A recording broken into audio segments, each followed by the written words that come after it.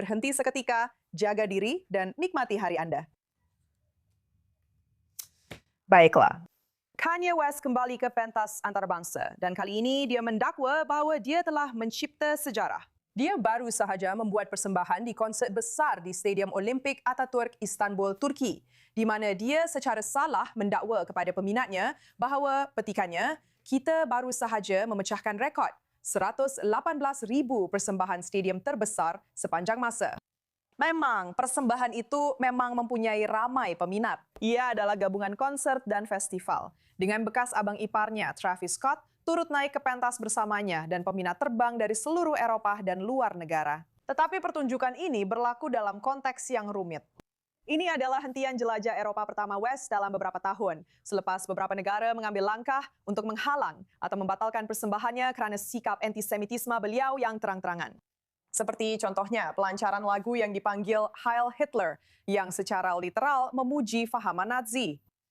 Walaupun ia telah meminta maaf, UK, Prancis, dan Poland hanyalah sebahagian daripada negara yang telah menolak terus muzik beliau. Tetapi jelas sekali, Turki tidak mempunyai sebarang masalah. Rapper berusia 48 tahun itu juga dijadualkan membuat persembahan di Belanda seterusnya pada 6 Jun. Baiklah, bersama kita sekarang untuk mengupas isu ini sudah tentu wartawan kanan kami, Owen Alterman.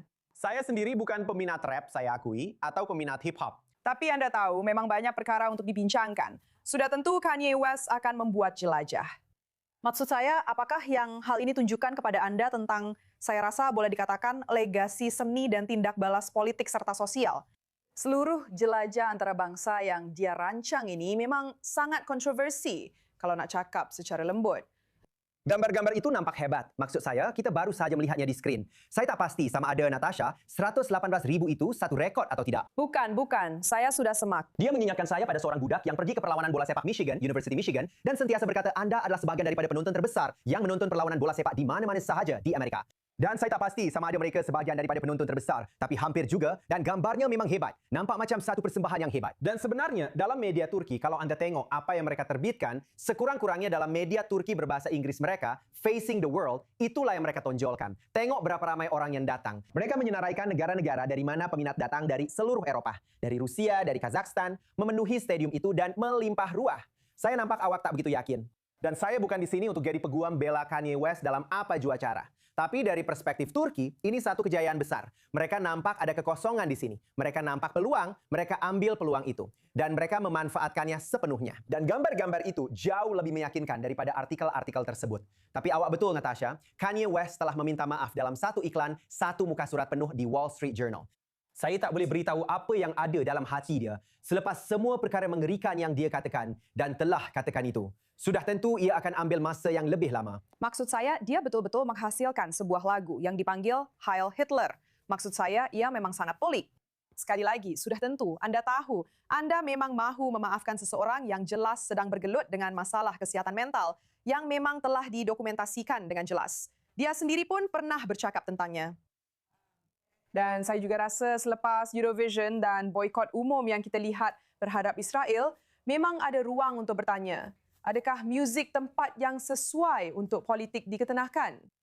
Walaupun sudah tentu sikap antisemit yang terang-terangan itu boleh dikatakan agak berbeza sekarang. Betul. Bezanya di sini ialah Eurovision menghukum seluruh negara dan juga menghukum seorang artis individu. Sama juga percubaan untuk mengharamkan rakyat Rusia dari Wimbledon pada 1 tahun itu. Anda secara kolektif memboikot artis individu atau atlet individu dari sesebuah negara. Ini berbeza, Natasha. Kanye West bertanggungjawab atas tindakannya sendiri. Ini bukanlah boikot berbentuk hukuman kolektif. Ini adalah boikot jika ia dilaksanakan terhadap seorang artis sahaja. Dan perlu dikatakan sebagai pembelaan kepada pihak British, Prancis, dan Poland yang melarang dia daripada memasuki negara mereka. Tiada hak asasi manusia untuk memasuki sesebuah negara jika Anda bukan warga negaranya. Jadi, negara-negara boleh melarang seseorang atas apa-apa sebab atau tanpa sebab sekalipun. Dan negara-negara tersebut berhak untuk berbuat demikian. Jika dia benar-benar serius dengan permohon maafnya, nampaknya ia akan menjadi satu perjalanan yang lebih panjang untuk dia meyakinkan orang ramai. Sementara itu, orang Turki nampaknya boleh dikatakan kurang berminat terhadap keikhlasan permohonan maaf tersebut. Dan apa yang dia katakan tentang orang Yahudi? Dan apa yang dia katakan tentang Hitler? Apa yang dia tidak perlu katakan tentang orang Yahudi? Dan apa yang dia tidak katakan tentang Hitler? Tetapi dengan cara politik yang sangat mentah, malah mungkin dengan cara yang sinis, menghasilkan gambar-gambar yang sedang kita bincangkan itu. Jutaan orang di seluruh dunia menyaksikan satu pertunjukan kekuatan, bukan sahaja oleh Kanye West, tetapi juga oleh Recep Tayyip Erdogan.